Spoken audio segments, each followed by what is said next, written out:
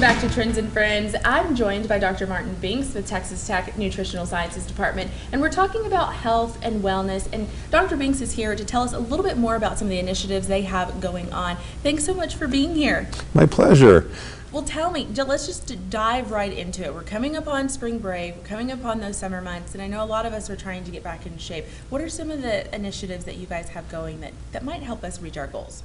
Well, I'm very excited to talk to you today about the Nutrition and Metabolic Health Initiative at Texas Tech.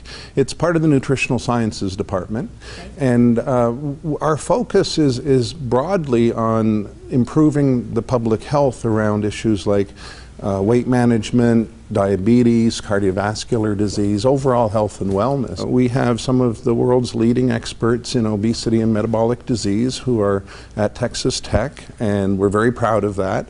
We are doing cutting-edge research on the metabolic aspects of these diseases, on the behavioral and psychological aspects, and also, of course, the nutritional pieces related to that.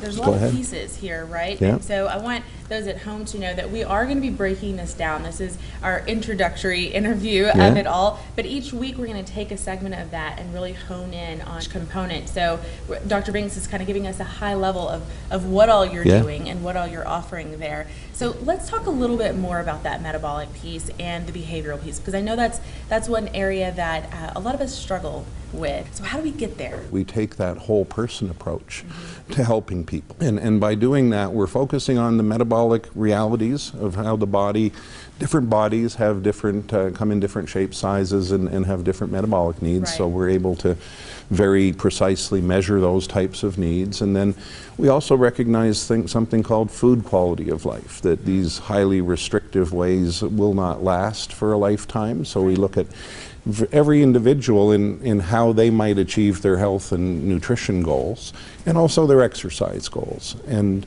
by doing that, we're able to really tailor the approach to both the biology of the individual and also their behavioral and psychological relationship with food and physical activity and things like that. Very interesting, and I like that you said it's a relationship, because it is very much that, you know.